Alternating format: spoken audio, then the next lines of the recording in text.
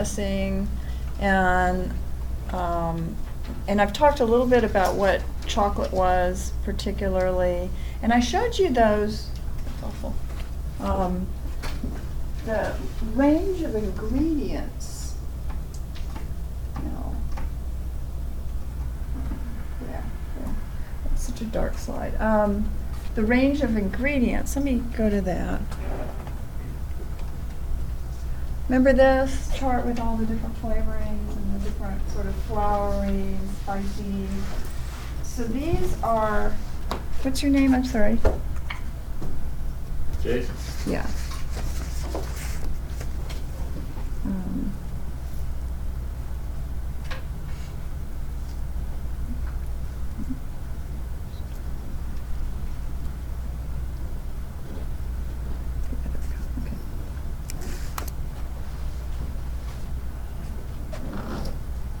And this is kind of this is a summary of all the different recipes, different versions that I encountered in the 16th into the 17th century. And they're all naming them as this is from Peru or this is from Mexico. So they're all part of Latin America, referred to as those sorts of recipes.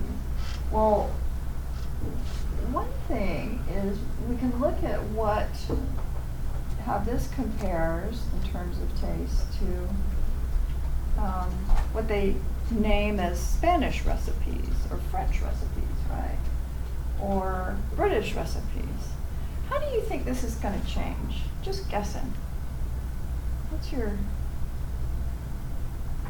from Latin American sorts of recipes to European?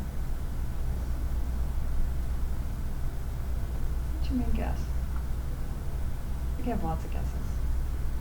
Yeah. So maybe like the French is a little more sweet, so More sugar, maybe. Yeah. What else?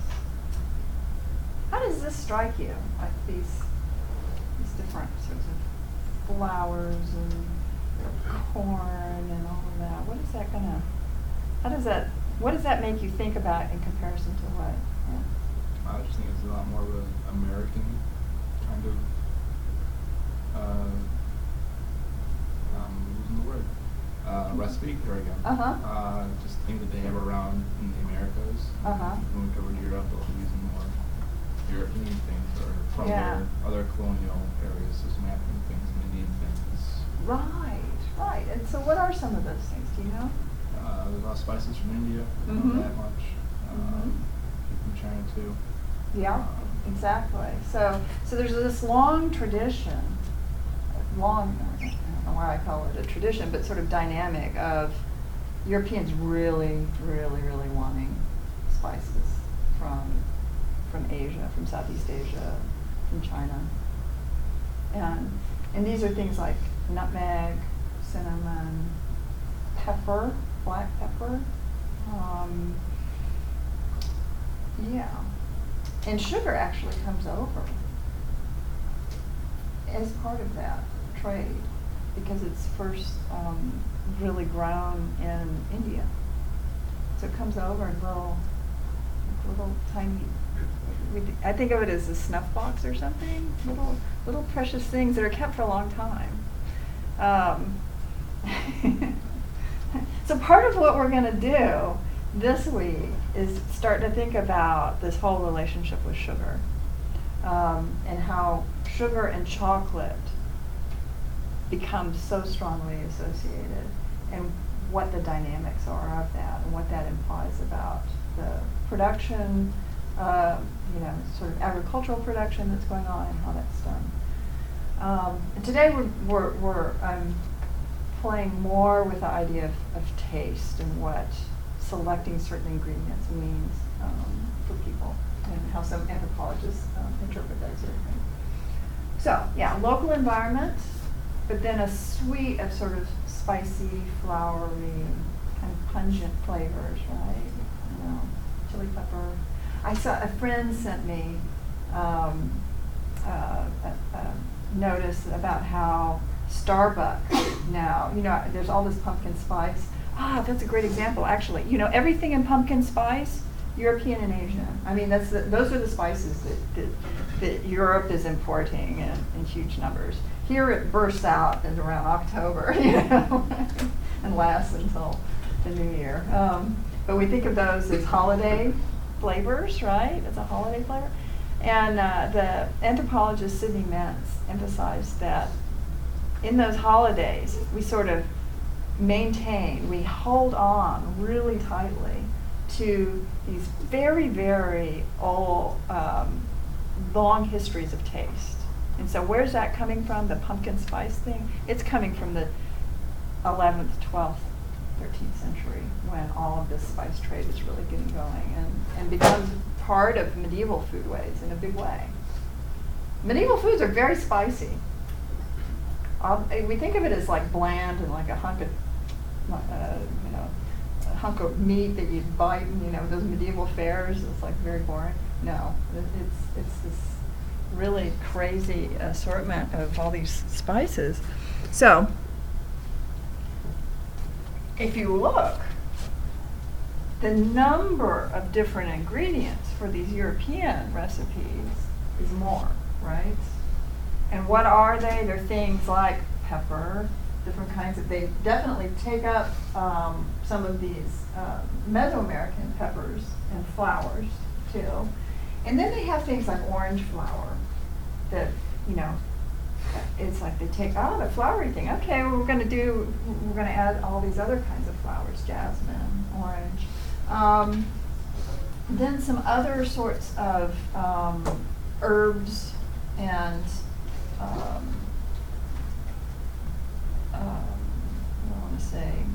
other sorts of pungent sort of flavors. Cloves in here, nutmeg, different kinds of peppers. So in a way, the European versions are much more spicy, even than the Latin American ones, much more pungent. And things like actual musk, and ambergris, which is musk from a whale, lots of these very exotic, unusual, pungent sorts of flavors. And some of the nut things too, so almond, other sorts of nuts added in.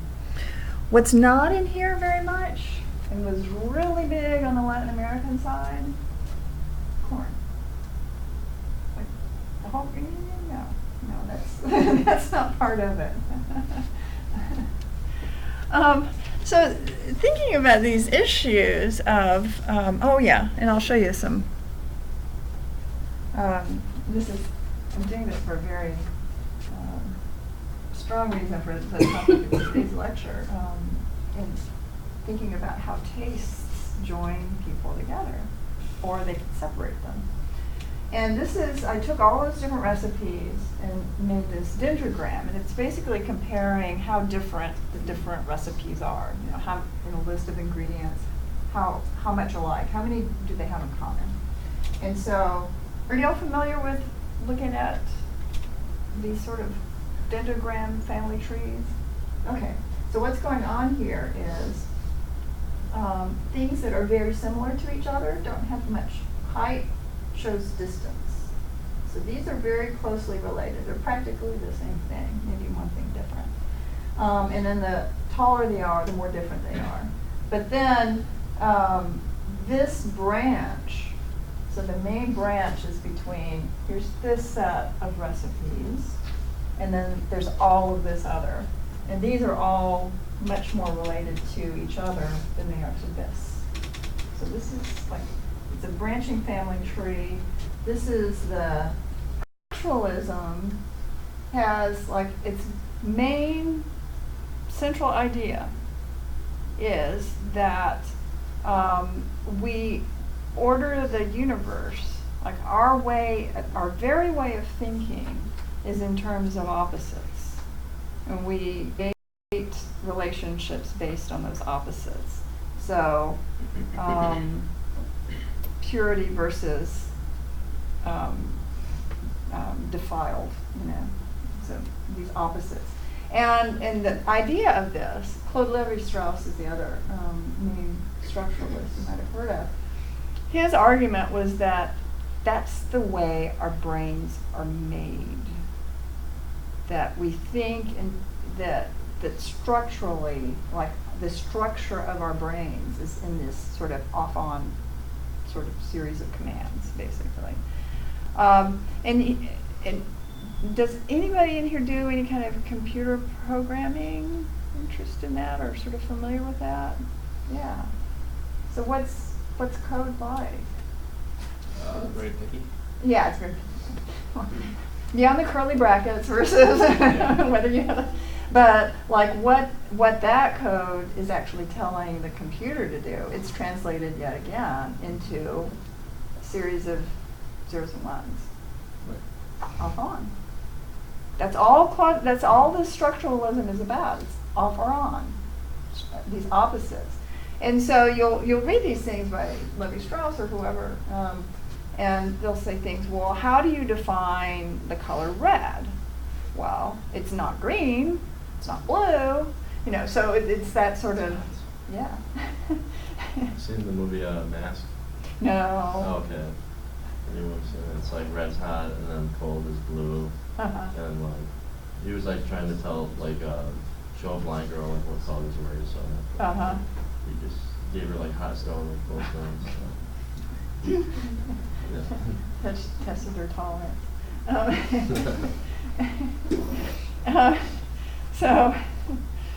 So yeah, Mary Douglas was very interested in particularly how that system, those structures were also formed social structures of relationships, how we relate to each other.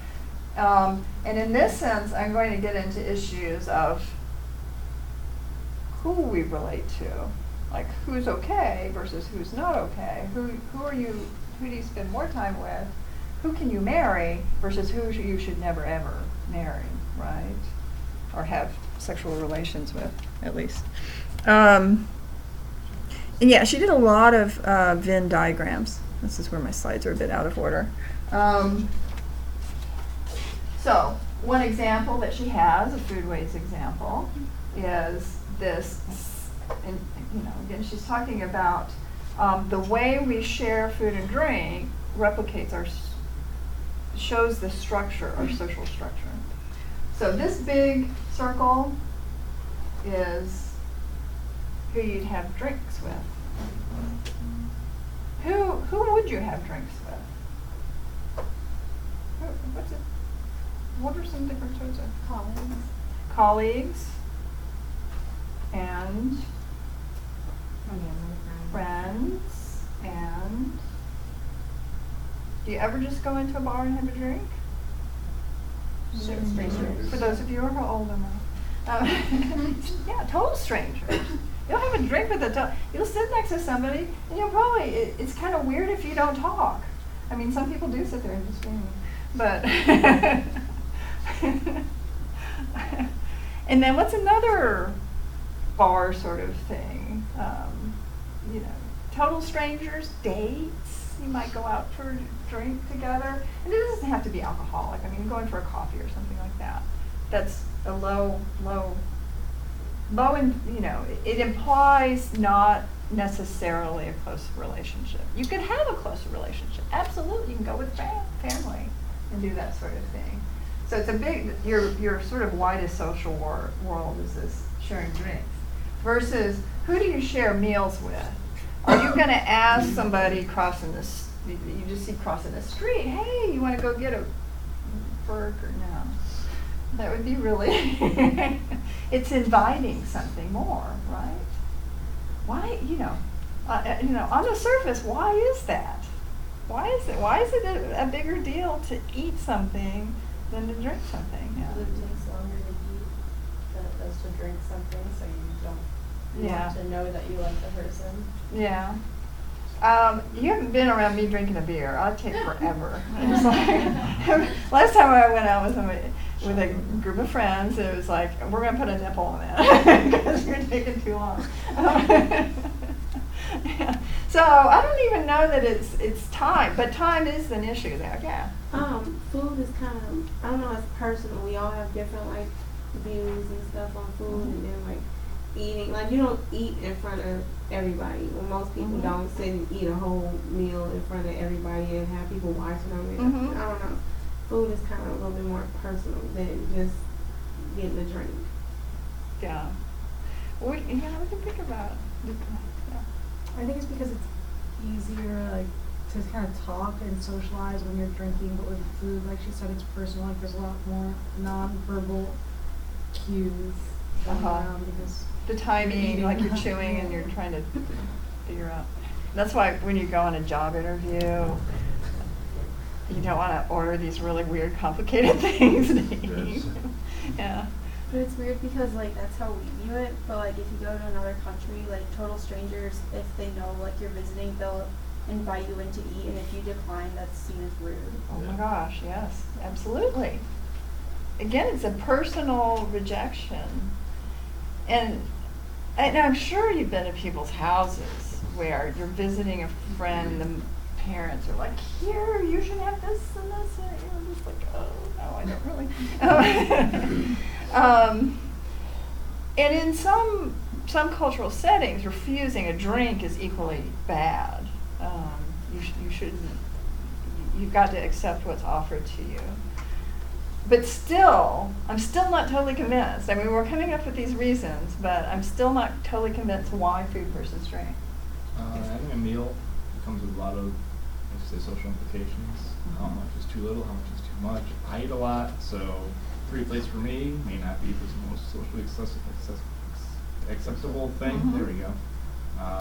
Or those awkward things where you have a mouthful and start talking to you. Yeah. I don't want to. Yeah. So there's a lot of social norms and things that kind of go into it that you have to play with. Where having a drink is you can just put down your drink and talk. It's a lot easier to disconnect from what The you're doing. rules are different for drinks, yeah. It could be like socialization because we grow up eating meals with family, so it's like people we're close with can do. Yeah, but we also drink with them, you know. So, I'm still, you know, you see where I'm a little like, it's Anyone not get total. close? Did anyone get close? Yeah. Is that what you're looking for? Yeah, no, you are. No, I mean, these are all absolutely valid points.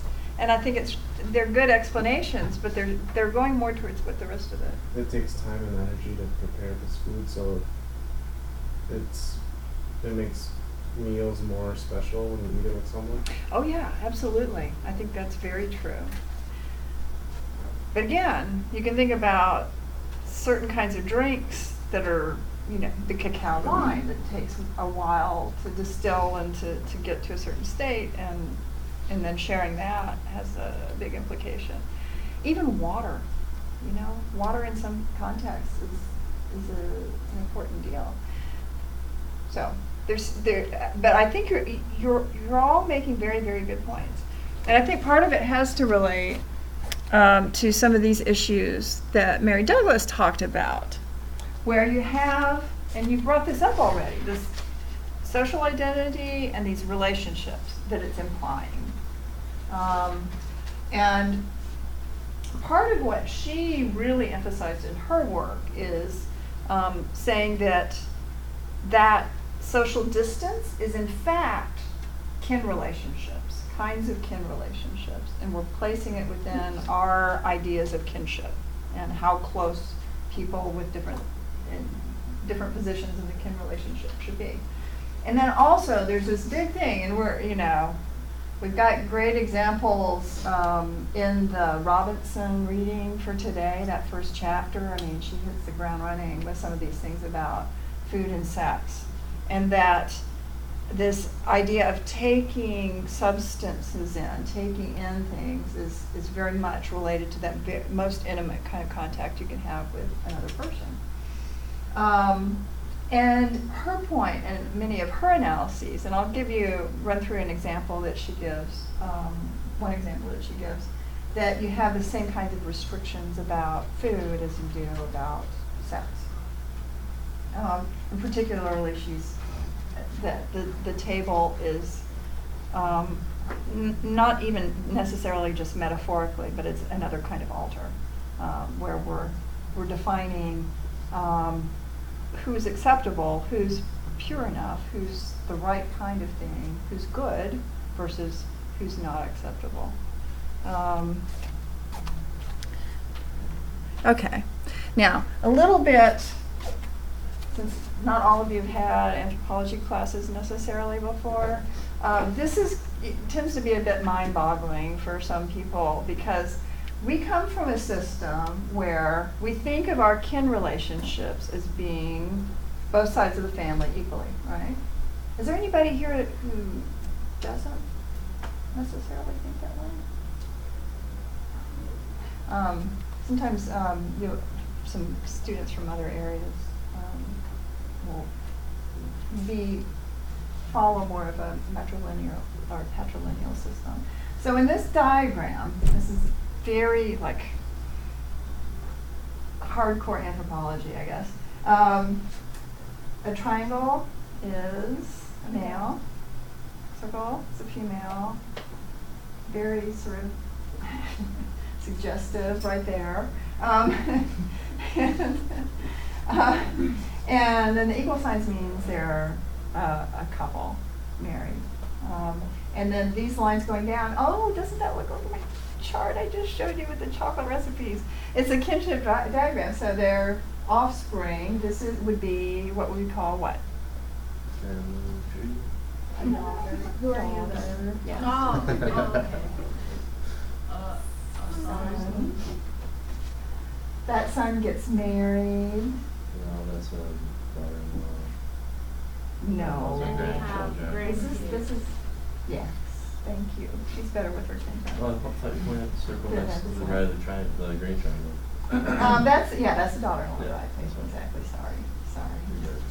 Okay, so this is where we think of, in many situations, who our kin are the ones that are the consanguineal, they share bloodlines one way or the other. And then the affines are the people who marry in. They come in from other kin systems. And what we really emphasize is this nuclear family, the immediate close mother, parents, children, grandparents, in that sort of set, and especially just the parents and the children. Now, in this sort of system, who are you related to? We would call this a grandchild, but is this child, because she is related through a male, not part of the natural line, not seen as blood kin? It's part of the mom's Yeah, right.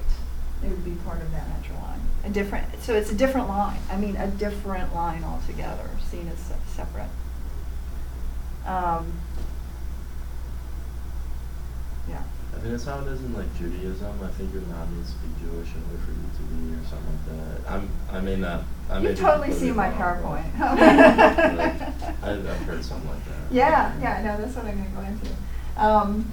So, yeah, there's a strong unilineal tendency in Jewish family reckoning. And so that's why there are all these, it goes along with rules about naming and that sort of thing. And it's this idea of who becomes marriageable partners too. And so if you have a unilineal system, one brief point I want to make is that this becomes a very easy system to remember generations. Lots and lots of generations, because you're just going through the mother's line or you're just going through the father's line, through males. And so that makes for easy recollection. Whereas this side, how many generations back can you name your kin? 2. Yeah. That's pretty, I mean, because it becomes massive and it's not clear cut. This, 4, 5, 6, easy. And the other thing, what it does is it makes inheritance very, much more clear cut too. And inheritance, not just a property, but of like learning rituals, your status in the community, all those sorts of things come from that. So, So she's talking about these sort of things, and we'll look at some examples. And she wrote particularly about Jewish meals, Jewish food restrictions and classifications, and argued this was about selecting mates. And a couple of other key terms is to when people marry within a group, endogamy. So what's the most common endogamous pattern in the United States today? You tend to marry within your class. It's really actually very hard to marry outside of your class, either up above or below. To a certain degree, ethnicity, but no, that's a little, much more fluid. Exogamy is when you have to marry outside of the group. So what is our exogamous group in the United States?